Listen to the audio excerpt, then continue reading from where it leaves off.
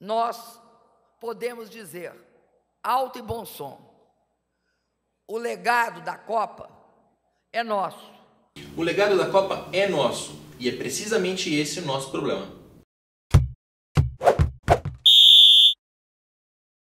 A Copa do Mundo acabou faz 2 anos. A Olimpíada do Rio de Janeiro começa daqui a alguns dias. Os dois eventos têm uma coisa em comum: você vai pagar por eles por muito, muito tempo. Quando se fala em instalações esportivas, há 2 grandes responsabilidades, com a construção e com a operação. O Brasil já gastou bilhões de reais para construir as 12 arenas da Copa. O que você precisa se preocupar agora e nos próximos anos é com quanto você ainda vai pagar para a manutenção de todas essas arenas.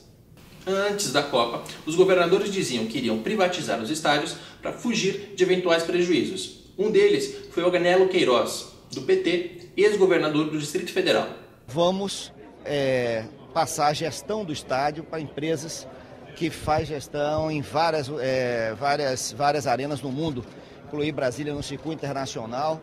O Mané Garrincha, em Brasília, nunca foi privatizado. Isso significa que todo o custo da manutenção do estádio é pago com dinheiro público.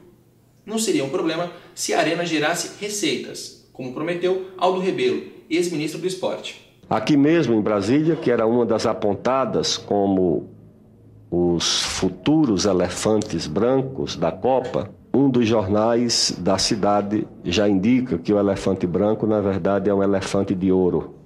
O elefante era mesmo branco. Em 2015, o Mané Garrincha sediou só 9 partidas de futebol. Gerou uma receita de quase 2 milhões de reais, mas como as despesas são muito maiores, teve um prejuízo de 6 milhões e meio de reais. Todo esse dinheiro é dinheiro público. A Arena Pantanal, em Cuiabá, é outro problema. Em 2015, a Arena recebeu 48 partidas oficiais, entre elas 3 da primeira divisão nacional. O governo do Mato Grosso tentou conseguir dinheiro com rodadas duplas no estadual, um ingresso para assistir a 2 jogos. Os torcedores dos times do Cuiabá, do Dom Bosco, do Misto e do Operário foram para a Arena Pantanal no domingo à tarde, para prestigiar a abertura do Campeonato Mato Grossense de Futebol. Essas imagens foram produzidas pelo governo do Mato Grosso e divulgadas na internet. Essa parte da arquibancada razoavelmente cheia dá uma impressão errada da realidade. A Arena Pantanal, em 2015, teve só 4% de ocupação. A próxima rodada dupla do campeonato vai acontecer no dia 4, com disputas entre o Sinop e Misto e o Operário e o Luverdense. Essas arquibancadas vazias levam a um outro problema: prejuízo. Antes da Copa, o governo calculou que a Arena Pantanal geraria 25 milhões de reais por ano em receita. A realidade é totalmente diferente. Em 2015, a Arena não gerou nenhum centavo, 0, e teve um prejuízo de mais de 4 milhões de reais, de novo, pago com dinheiro público. Com a Arena da Amazônia, em Manaus, é a mesma história. Ela nunca foi privatizada, ela gerou só 500 mil reais em receita e gastou muito mais do que isso. Teve um prejuízo de 6 milhões e meio de reais em 2015. Um dinheiro público que deixa de ir para áreas como educação ou saúde. E deixará de ir por muito tempo, porque essas arenas não têm nenhuma perspectiva de melhora do ponto de vista financeiro. Uma solução, então, é privatizar. Os nossos políticos sabem disso. Ouça o que falou Sérgio Cabral, ex-governador do Rio de Janeiro, quando foi questionado sobre a possibilidade de o Estado voltar a administrar o Maracanã.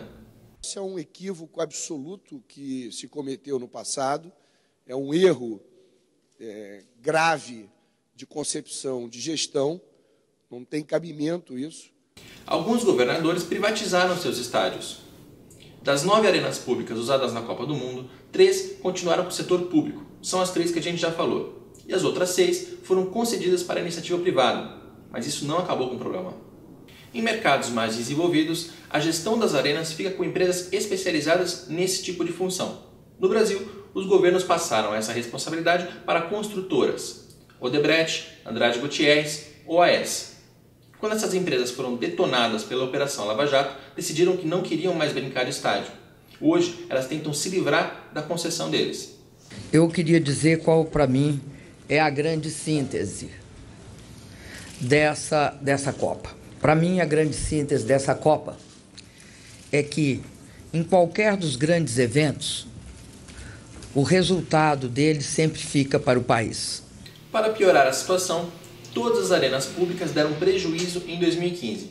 Mesmo as privatizadas, mesmo as que estão em estados onde há futebol forte. Você pode entender caso a caso nos links da nossa reportagem especial aqui na época.